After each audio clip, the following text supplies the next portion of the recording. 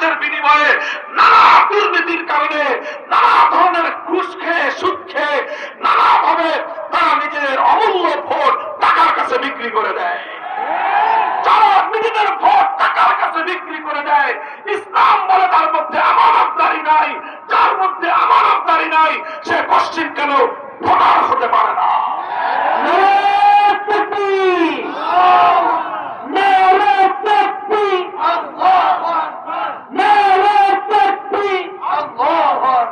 আমি দায়িত্ব নিয়ে বলছি, ইসলামের এই মানদণ্ড অনুযায়ী ভোটার আইডি কার্ড যদি তোমরা দিতে পারো, তাহলে সেই রাষ্ট্রে কোনদিন কোন অন্যায়কারী, কোন দুর্নীতিবাজ, কোন অযোগ্য মানুষ রাষ্ট্রের শাসক নির্বাচিত হতে পারবে না।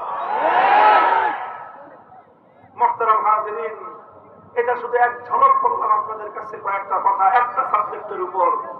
আমার মূল কথা হলো এই, হিন্দু, বৌদ্ধ, ইহুদি, খ্রিস্টান, আমি অন্য কোন ধর্মের অবমাননা করছি না, অন্য কোন ধর্মের সমালোচনাও করছি না।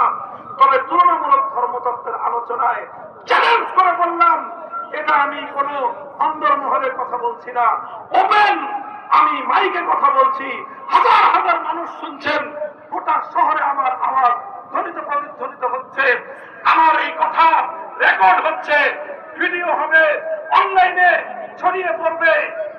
আমার এই কথার যদি কেউ চ্যালেঞ্জ গ্রহণ করবার মতো কোন ধর্মাবলম্বীদের মধ্যে কোন মায়ের সন্তান জন্ম নিয়ে থাকেন, চ্যালেঞ্জ করবেন, 24 ঘন্টার মধ্যে আমি এসে আপনার চ্যালেঞ্জের জবাব দেব। নাই, আমরা অন্যান্য ধর্মগুলোকে বিশ্লেষণ করে দেখেছি, কোন ধর্মের মধ্যে শাসক নির্বাচন করবার কোন ফর্মুলাই নাই। ভাই, অন্য ধর্মাবলম্বীরা যে নিজ নিজ ধর্ম অনুযায়ী রাষ্ট্র পরিচালনা করতে চাইবে, তার ধর্মের মধ্যে রাষ্ট্র পরিচালনা ব্যবস্থা তাকে থাকতে হবে। তোমার ধর্মে তো রাষ্ট্র পরিচালনা ব্যবস্থাই নাই, তুমি চাইবা কি দিয়ে? একটা কথা বললাম। 2 নম্বর আরেকটা কথা বলি আপনাদেরকে।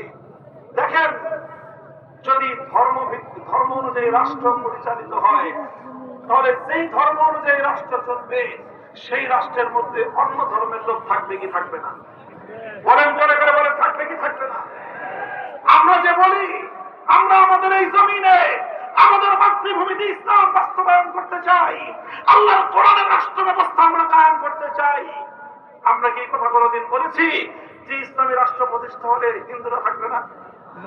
এই কথা বলার কোন সুযোগ আছে? ইসলামে এই কথা বলার কোন অনুমোদন আছে? এখানে হিন্দু থাকবে, এখানে বৌদ্ধ থাকবে, এখানে খ্রিস্টান থাকবে, এখানে উপজাতিরা থাকবে, প্রত্যেক ধর্মাবলম্বী নিজ নিজ ধর্ম নিয়ে এই রাষ্ট্রে বসবাস করবে, যে রাষ্ট্র আল্লাহর কোরআন শাসন করবে। ঠিক একই কথা যদি আমরা তর্কের খাতিরে মেনে নেই, রাষ্ট্র যদি হিন্দু ধর্ম অনুযায়ী চলে, তাহলে হিন্দু ধর্ম অনুযায়ী রাষ্ট্র চলবো, মুসলমানরা থাকবে কিনা? থাকবে। বৌদ্ধ ধর্ম অনুযায়ী রাষ্ট্র চললে মুসলমানরা থাকবে কিনা? খ্রিস্টান ধর্ম অনুযায়ী রাষ্ট্র চললে মুসলমান থাকবে কিনা? সব ধর্মই থাকবে। কথা ঠিক না বেঠিক? আচ্ছা, প্রশ্নটা হলো আমার এই, যে যেই ধর্ম অনুযায়ী রাষ্ট্র চলবে, সেই ধর্ম অনুযায়ী অন্যান্য ধর্মাবলম্বীদের কি অধিকার, অন্যান্য ধর্মাবলম্বীরা সেই রাষ্ট্রে কি সুযোগ পাবে, কি অধিকার তারা ভোগ করবে? সব ধর্ম যার যার ধর্মের বিধান থেকে সাবমিট করো। বলো দেখি, হিন্দু ধর্মাবলম্বীদের কাছে প্রশ্ন করলাম আমি, তোমরা যদি তোমাদের হিন্দু ধর্ম অনুযায়ী রাষ্ট্র চালাতে চাও, তোমাদের ধর্মগ্রন্থ গীতার রেফারেন্স দিয়ে বলো, হিন্দু রাষ্ট্রের মধ্যে একজন মুসলিম নাগরিকের কি অধিকার? বৌদ্ধরা ত্রিপাঠকের দৃষ্টান্ত দিয়ে, ত্রিপাঠকের রেফারেন্স দিয়ে বলো, একটা বৌদ্ধ রাষ্ট্রে মুসলিম নাগরিকের কি অধিকার? খ্রিস্টানরা বলো, একটা খ্রিস্ট রাজ্যের মধ্যে